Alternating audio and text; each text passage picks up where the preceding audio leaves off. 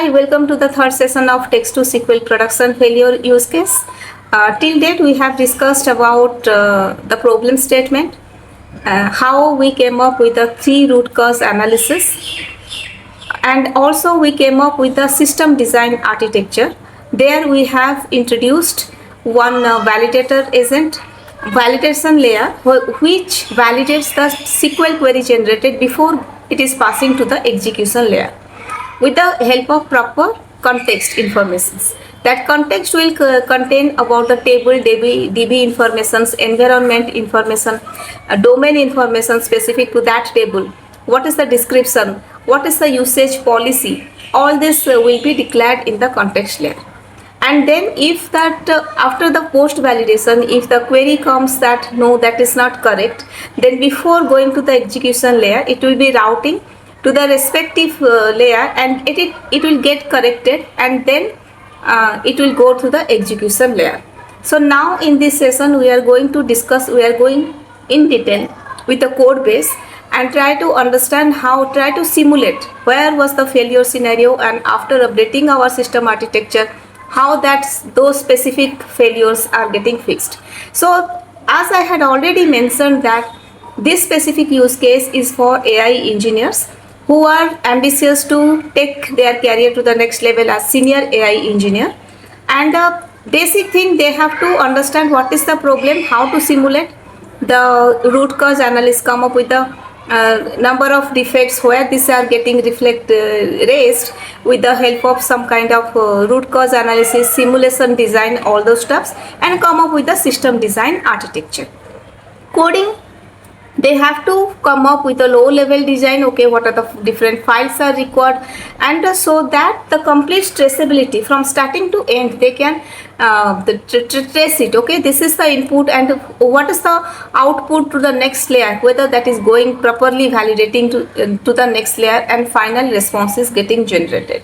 Again and again I am telling you that now the coding is done by the vibe coding, but without understanding the proper system architecture and what should be the objective of each file, it will be really difficult to use the vibe coding tools applications and to come up with our expected response. So let's concentrate more into understanding the system design after the problem statement analysis, and then we are going to the this complete project I have already kept ready, and I have opened this in VS Code terminal. So yes, VS Code is widely accepted editor, code editor, and we'll be using that editor. So here I am at first that I had mentioned there was a difference between the development database and the production database, and we have created staging database, that is the image mirror replica of production environment database. So as part of that one, here we have to create 2 database. One is the development DB, and inside that there are some kinds of tables are already there. I have mentioned that these are the transactions, customers, orders, and these 3 tables are already present in the development DB.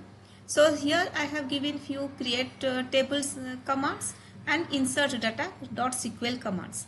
You can take this and you can use the pgadmin as the PostgreSQL to access the PostgreSQL DB, and you have to create 2 databases. This is my server, local Postgres server. I have created 2 databases. One is that text to SQL development and text to SQL staging. And here in the text to SQL development database, I have these 3 tables: customers, order, and transactions I have created, and also the data are inserted here. So if you check the database, then some data are already present here. Similarly, by mirror imaging the production environment, here it contains more number of tables, total 9 tables, and each table is created using the commands mentioned under the staging DB with the create views .sql, and data are also inserted. So create partitions, when I say that these partitions, so that is specific to year like 2023, 2024, current, archive. This is like the complete production database is partitioned into multiple partitions in order to improve the performance of the production DB. So now we are having ready the complete database setup is done for development and staging environment with the data inserted into respective tables and the partitions. Next we need to go to on the next level, that is to understand the code, how we have handled it. In that perspective, in development environment, transactions is the ground truth source table, and in staging environment, transactions underscore view is the ground truth source table. So at first let's run the application, the complete application in two different environments by using the set app underscore environment equal to dev and staging. Run the same fixed user query and see how whether this is retrieving, it is picking up from the respective tables or not. So for that I have to set. So I will discuss from where this app env is coming. App env is equal to dev, and then Python functions, main functions I have to run, and I have to put what is user query, that is total revenue.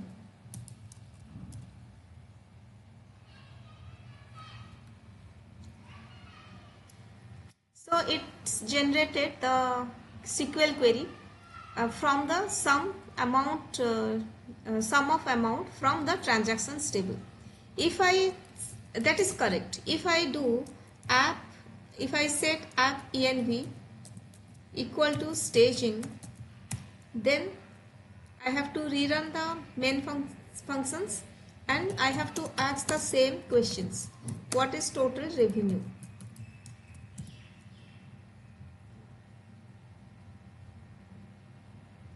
Then it is coming from the transactions view, which is the ground truth source table for the staging environment. That means after the corrected system architecture, now the text to SQL agent is working fine. So let's next go to understand the code. So as part of the code, we had already discussed about the flow of the complete project. Flow means at first it will generate, the agent will generate the SQL query, then it will go to the validator, then in the validator it has to use the context. So metadata, it will, all the context will be mentioned in the metadata. So a metadata loader will be getting loaded, called inside the validator.py. After getting validated, it will be routing. If something wrong query is generated, then router.py will get triggered and it will rectify the SQL query with the correct information, correct table information, and then execute.py will be called in the execution layer. So what is before that? Let's understand, we are having some kind of config.py. What this config.py contains? It contains about the basic app, basic environment, and we have one kind of feature flag which we are doing up toggling between development and the staging to see how the agent is behaving in both the environments, right? Basically this is for the, I want to simulate this problem statement, and in a one set of environment, that is a GitHub environment, I am trying to simulate the problem statement and show you by toggling with the feature flag how the functionality is getting changed. The SQL query generated is getting changed and picking from the correct database. But in general enterprise applications, there should be two separate repository itself, two separate environment setup will be done in the GitHub. One complete environment is for dev and the complete environment for staging, and a different set of project files and DB will be configured inside that repository. Here will be, if we understand this simple concept, feature flagging with the help of this app environment, then it will be easy to implement, separate out these two environments into the GitHub repo. Config.py module, this one, that serves as the centralized configuration and environment management layer for the complete applications. So we are defining, logging all the loggers we are defining here and the environment we are setting up. So its primary responsibility is to determine which environment the application is running, load the corresponding database configuration. So we have to define the corresponding database configurations here, manage the demo mode settings, and expose globally accessible configuration variables. So the first, it starts with the logging.basic config, and that initializes the logging framework and sets the default logging level to info. As a result, all the informational messages, warnings, errors generated throughout the application will be displayed in the logs. That we understand. Then through the logger, that is the logging.getLogger, a logger instance specifically for the current module, and all log messages will be logged there. So this is very basic, everyone we use in our application. The next important part is that environment variable is equal to app env.